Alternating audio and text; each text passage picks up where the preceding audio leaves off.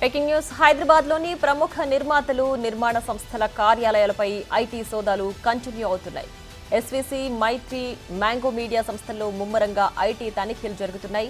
Producer Dil రాజుతో పాటు ఆయన కూతురి ఇంట్లో రాత్రి 10 గంటల వరకు దాదాపు 18 గంటల పాటు సోదాలు కొనసాగాయి. దిల్ రాజు ఇంట్లో పనిచేసే వాచ్మెన్ కూతురి స్కూల్ బ్యాగ్, లంచ్ బ్యాగ్లను కూడా వదలకుండా తనిఖీలు చేశారు ఐటీ అధికారులు. సినిమాలకు పెట్టిన బడ్జెట్పై ఐటీ అధికారులు ఆరా తీసినట్లు తెలుస్తోంది. నిన్న దిల్ రాజు భార్య తేజస్వినితో బ్యాంక్ లాకర్లు తెరిపించారు ఐటీ అధికారులు. సోదాల్లో కీలక డాక్యుమెంట్లను స్వాధీనం చేసుకున్నారు. ఇవాళ మరికొన్ని డాక్యుమెంట్లను పరిశీలిస్తున్నారు.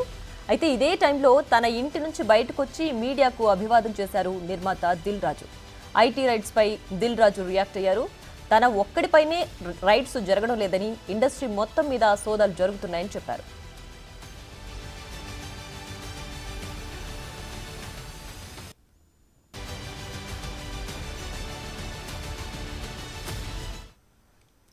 ఇక మరింత సమాచారాన్ని మా ప్రతినిధి రాణా లైవ్ లో అందించడానికి సిద్ధంగా ఉన్నారు. రాణా, చెప్పండి, ఇప్పటి వరకు ఎవరెవరి ఇళ్లలో సోదాలు కొనసాగుతున్నాయి, అలాగే ఇంకా ఈ సోదాలు ఎన్ని రోజులు ఉండే అవకాశం ఉంది? ఆల్మోస్ట్ 30 గంటలు దాటిపోయింది. ఇండస్ట్రీ బడా ఇళ్లలో కూడా ఈ యొక్క సోదాలు నిర్వహిస్తున్నటువంటి నేపథ్యంగా పడుతుంది. ముఖ్యంగా దిల్ రాజ్ టార్గెట్గా, అలాగే మైత్రి మూవీస్ అధినేత నవీన్ ఎర్నేని టార్గెట్గా కూడా ఈ ఐటీ రైట్స్ అనేది కొనసాగుతూనే ఉన్నాయి. నిన్న 5 గంటలకు స్టార్ట్ అయినటువంటి ఈ రైట్స్ స్టిల్ ఇంకా కంటిన్యూ అవుతూనే ఉన్నటువంటి పరిస్థితి కనపడుతుంది. వారు ముఖ్యంగా వాళ్ళ సంస్థల్లో ఉన్నటువంటి డాక్యుమెంట్స్ అంతా కూడా ఇప్పటికే అధికారులంతా కూడా వాళ్ళు చెక్ చేస్తున్నారు. ఇప్పటికే ట్రాన్సాక్షన్స్ ఏ విధంగా జరుగుతున్నాయి, ఎందుకంటే ఇటీవల కాలంలో బడా సినిమాలంటే కూడా వాళ్ళు నిర్మించారు కాబట్టి ఆ సినిమాలకి అయినటువంటి వ్యయాలపైన కూడా పూర్తిగా ఆరా తీసినట్టుగా మనకు సమాచారం అవుతుంది. ఇప్పుడు విజువల్లో చూస్తున్నాం మనం.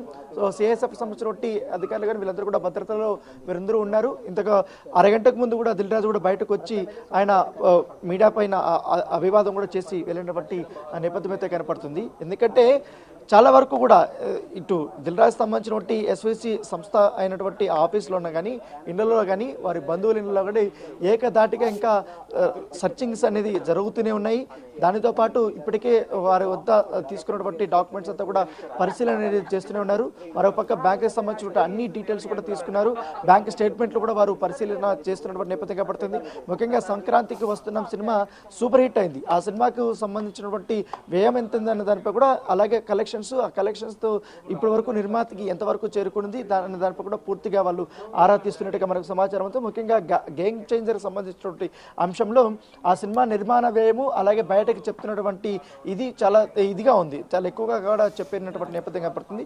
ఎగ్జాక్ట్గా ఎంతగా అయింది, దాంతోపాటు అది ఎంతవరకు కలెక్షన్ చేసింది అన్న దానిపై కూడా ఆరా తీసినట్టుగా మనకు సమాచారం ఉంది. డాకు మహారాజు కూడా ఇటు ఆయన డిస్ట్రిబ్యూటర్గా కూడా వ్యవహరిస్తున్నారు కాబట్టి నైజాం మొత్తం ఆ సినిమా కూడా సూపర్ డూపర్ హిట్ అయింది.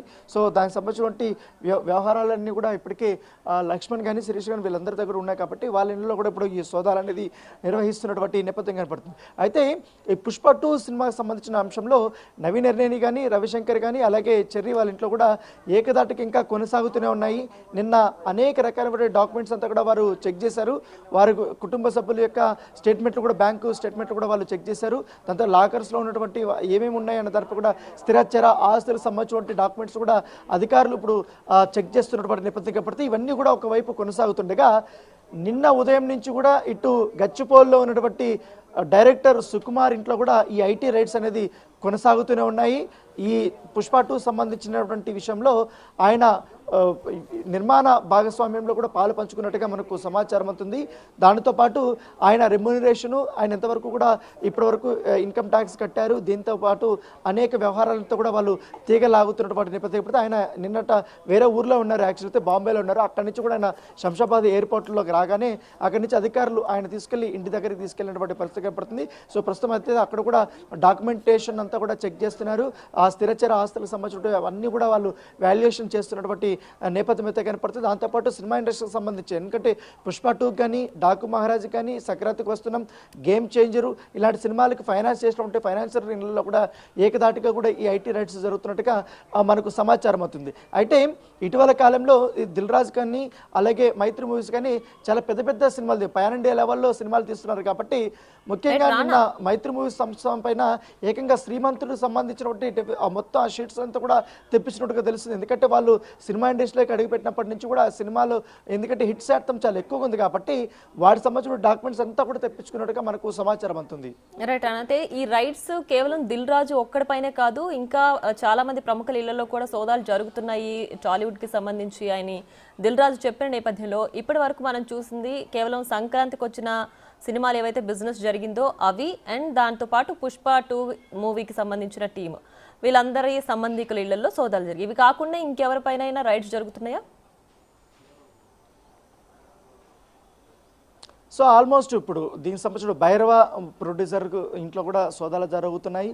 దానితో పాటు ఈ రామ్ చరణ్ తేజ్ కొత్తగా వస్తున్నటువంటి బుచ్చిబాబు డైరెక్టర్గా వస్తున్నటువంటి సినిమా ప్రొడ్యూసర్ ఎవరుతున్నారో ఆయన ఇంట్లో కూడా ఈ సోదాలు జరుగుతున్నట్టుగా మనకు సమాచారం ఉంది. ఈ సినిమాలకి ఫైనాన్స్ చేసినటువంటి వ్యక్తులు ఎవరైతే ఉన్నారో మైదుగూరుకు చెందినటువంటి వారు కానీ, హైదరాబాద్లో ఉన్నటువంటి వారు కానీ, వాళ్ళందరూ కూడా ఎంతవరకు వీళ్ళు వడ్డీకి ఇస్తున్నారు ఏంటి, ఎంతవరకు కూడా వీళ్ళు వడ్డీకి తీసుకొస్తున్నారు, వీళ్ళు సొంతంగా ఎంతవరకు కూడా వీళ్ళు పెట్టుబడి పెట్టారు, దానికి సంబంధించిన ట్యాక్స్ ఎంతవరకు కట్టాయి, దాంతోపాటు ఈ సినిమాలు కూడా సూపర్ హిట్ అయ్యారు కాబట్టి వాటినంతా కూడా మొత్తం డీటెయిల్స్ అంతా తెప్పించుకున్నారు. ఏ ఏరియాలో ఎంత కలెక్షన్ వచ్చింది, ఎంతవరకు నిర్మాత వరకు వచ్చింది, అది నిర్మాత దానికి ట్యాక్స్ చెల్లింపులు చేశారా లేదా దానిపై కూడా పూర్తిగా వాళ్ళు చెక్ చేస్తున్నటువంటి నేపథ్యం కనపడుతుంది. ఎందుకంటే ఎక్కువగా ఈ సినిమాలలో ఎంత వచ్చింది ఏంటి అనేది కూడా బయటకు చెప్పేది ఒకటి, లోపల వాళ్ళు వచ్చేది కలెక్షన్స్ వచ్చేది ఒకటి కాబట్టి ఆ వ్యత్యాసాలు ఎంతవరకు ఉందనే దానిపై కూడా పూర్తిగా వాళ్ళు చెక్ చేస్తున్నట్టుగా మనకు సమాచారం అవుతుంది. సో ఆల్మోస్ట్ టాప్ ఇప్పుడున్నటువంటి రెగ్యులర్గా సినిమాలు తీస్తున్నట్టు వాళ్ళందరి ఇళ్లలో కూడా ఇప్పుడు జరుగుతున్నట్టుగా మనకు సమాచారం ఉంది. ఇప్పటి వరకు మన 15 మంది ఇళ్లలో కూడా ఈ యొక్క సర్చింగ్ అయితే జరుగుతూనే ఉంది. దాదాపు 30 గంటల పైన అయిపోయిందంటే అర్థం చేసుకోవచ్చు ఎంతగానో వాళ్ళ స్థిరాచార ఆస్తులకు సంబంధించిన అన్ని అంశాలపైన కూడా వాళ్ళు ఐటీ అధికారులు ప్రత్యేకమైన దృష్టి పెట్టి మాత్రం ప్రతి ఒక్క డాక్యుమెంట్ని కూడా వాళ్ళు చెక్ చేస్తున్నారు. బ్యాంక్ స్టేట్మెంట్ అంతా కూడా వాళ్ళు చెక్ చేస్తున్నారు. వీళ్ళ దగ్గర ఉన్నటువంటి ప్రాథమిక ఇన్ఫర్మేషన్ బేస్ చేసుకుని అవంతా కూడా తనిఖీలు అనేది ఇంకా కొనసాగుతూనే ఉన్నాయి.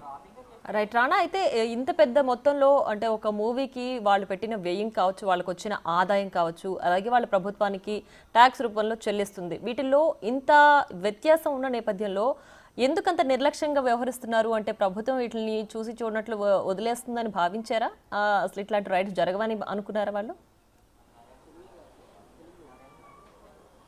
అంటే ఎక్కువ కలెక్షన్ చేసినటువంటి సినిమాలకు సంబంధించిన ఆ రెవెన్యూని అంతా కూడా వీళ్ళు తక్కువ కలెక్ట్ చేసినట్టుగా చూపిస్తున్నట్టుగా వీళ్ళకు అనుమానం ఉంది ఐటీ అధికారులు. అంటే గతంలో సినిమా ఇండస్ట్రీ పైన ఎప్పుడు దాడులు చేసినా కానీ, ఎప్పుడు ఐటీ రైడ్స్ జరిగినా కానీ ఇలాంటి వ్యత్యాసాలే చూస్తాడు. ఎందుకంటే షీట్ మీద ఒకటి ఉంటుంది కానీ ఎగ్జాక్ట్గా గ్రాస్ లెవెల్లో కలెక్షన్స్ వేరేలాగుంటాయి. సో అవంతా చూసిన తర్వాత ఖచ్చితంగా ఈ సినిమాలు భారీ స్థాయిలో, ఎందుకంటే గతంలో కంటే ఎక్కువ కలెక్షన్స్ సంక్రాంతికి బాగా బిజినెస్ అయింది. ఎందుకంటే ఇతర ఇండస్ట్రీల కంటే ఇటు తమిళనాడు చూసుకున్నా, ఇటు కర్ణాటక చూసుకున్నా, కేరళ చూసుకున్నా, అలాగే బాలీవుడ్ చూసుకున్నా ఈసారి సంక్రాంతికి వచ్చినటువంటి సినిమాలు చేసినటువంటి కలెక్షన్స్ మిగతా ఇండస్ట్రీలో కలెక్ట్ చేయలేకపోయినాయి. అంత భారీ స్థాయిలో కూడా హిట్ అనేది సంపాదించుకున్నటువంటి నేపథ్యంలో పూర్తిగా ఎగ్జాక్ట్గా వీళ్ళు ఎంతవరకు కలెక్ట్ చేశారు, ఇంకోటి నిర్మాణానికి కావాల్సినటువంటి డబ్బులు ఎక్కడి నుంచి తీసుకున్నారు, వీళ్ళు సొంతంగా తీసుకున్నారా, ఫైనాన్స్ తీసుకుంటే ఎంతవరకు వీళ్ళు తీసుకున్నారు, దాంతోపాటు ఎంతవరకు కూడా రీపేమెంట్ చేశారు, దాంతోపాటు ఖర్చు చేసిందంటే దాంతోపాటు ఇన్కమ్ ట్యాక్స్ ఎంతవరకు కట్టారన్న దాంట్లో కూడా పూర్తిగా వివరాలు అనేది లాగుతున్నటువంటి నేపథ్యం కనపడుతుంది. సో చాలా వరకు కూడా కొన్ని వివరాలను గోప్యత పాటిస్తారు కాబట్టి సినిమా ఇండస్ట్రీలో వాటికి కాకుండా పూర్తిగా ఈ మొత్తం సినిమాకి సంబంధించినటువంటి ఓటీటీ రైట్స్ కూడా అమ్మారు కాబట్టి వాటికి సంబంధించిన డీటెయిల్స్ అవన్నీ కూడా తీసుకుంటున్నటువంటి నేపథ్యం కనబడుతుంది. Right Rana, thanks for the updates.